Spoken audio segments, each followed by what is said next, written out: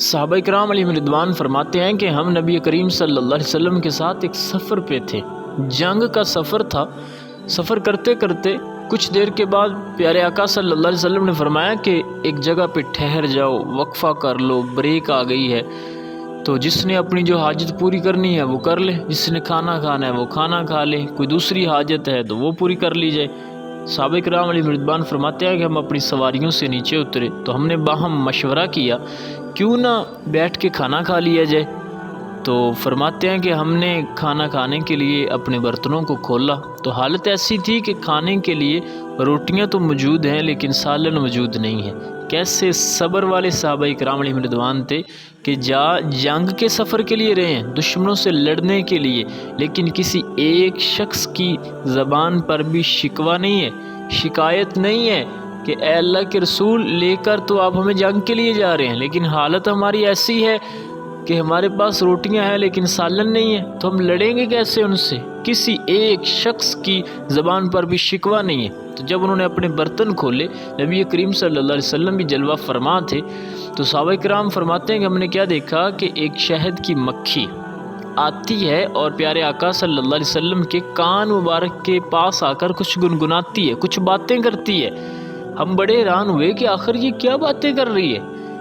تو فرماتے ہیں کہ جب وہ چلی گئی تو ہم سے رہا نہ گیا۔ ہم نے حضور صلی اللہ علیہ وسلم سے پوچھا اے جان عالم یہ آپ سے کیا باتیں کر رہی تھی؟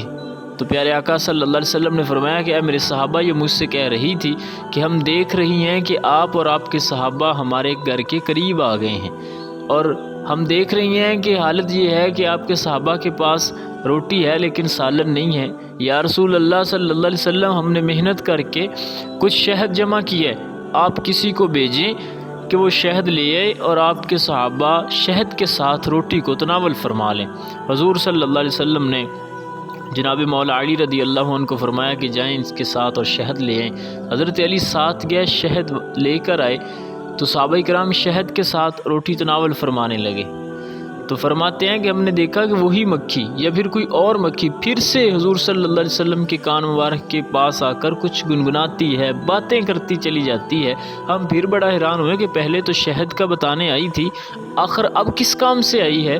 تو جب وہ چلی گئی تو پھر ہم سے رہا نہ گیا، ہم پھر جستجو میں تھے کہ اب کیا باتیں کر رہی تھی۔ تو پھر ہم نے عرض کی اے اللہ کے رسول اب کیا کہہ رہی تھی یہ؟ تو فرمایا کہ اب یہ کچھ نہیں کہہ رہی تھی بلکہ میں نے اس سے پوچھا تھا۔ حضور کیا پوچھا تھا؟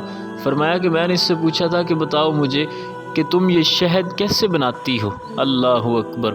تو یہ ان مکھی کہنے لگی کہ اے اللہ کے نبی آپ تو جانی جان ہیں، اب تو دلوں کے بھید بھی جانتے ہیں، آپ کو تو پتہ ہے، لیکن اگر مجھ سے پوچھتے ہیں تو میں عرض کر دیتی ہوں اے اللہ کے رسول ہم اڑتی ہیں اپنے اپنے گھروں سے، مختلف پھولوں پہ پہنچتی ہیں، ہر پھول کا رس چوستی ہیں اور پھولوں سے شہد بنتا ہے۔ تو اب سوال تو پیدا ہوتا ہے کہ ہر پھول کا رس میٹھا نہیں ہوتا، کسی کا میٹھا ہے، کسی کا پھیکا ہے، کسی کا کڑوا بھی ہوتا ہے، لیکن شہد تو جب بھی کھایا ہے میٹھا ہی ہوتا ہے۔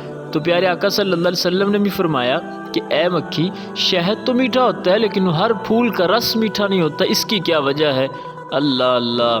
اب شہد کی مکھی کہتی ہے حضور یہ جو شہد میٹھا ہوتا ہے اس میں ہمارا کوئی کمال نہیں، جب ہم مختلف پھولوں کا رس چوس کر واپس لوٹتی ہیں تو ہمارے قافلے کا ایک سردار ہوتا ہے، حضور جب ہم واپس لوٹتی ہیں شہد پھولوں کا رس چوس کر تو وہ جو ہمارا سردار ہوتا ہے وہ اعلان کرتا ہے کہ سارے حضور صلی اللہ علیہ وسلم کی ذات پر درود پڑھو۔ کہتی ہیں حضور ہمارا یہ کڑوا پھیکا میٹھا رس جب ہم آپ کی ذات پر درود پاک پڑھتے ہیں تو اللہ ہمارے کڑوے اور پھیکے رس کو بھی میٹھا فرما دیتا ہے۔ حضور اس میں ہمارا کوئی کمال نہیں، اس شہد میں جو مٹھاس ہے، جو اس میں مزہ ہے، حضور یہ تو آپ پر درود پاک پڑھنے کی برکت سے ہے۔ اللہ اللہ، کیسی برکتیں ہیں درود پاک پڑھنے کی۔ اس حقائق کو لکھنے کے بعد علماء کرام فرماتے ہیں اگر کوئی شخص چاہے کہ اس کی زندگی سے بھی گناہوں کی پھٹکاوٹ اور کڑواہٹ چلی جائے تو اسے چاہیے کثرت کے ساتھ پیارے آقا صلی اللہ علیہ وسلم کی ذات پر درود پڑھے، تو اس کی زندگی بھی شہد کی طرح میٹھی ہو جائے گی۔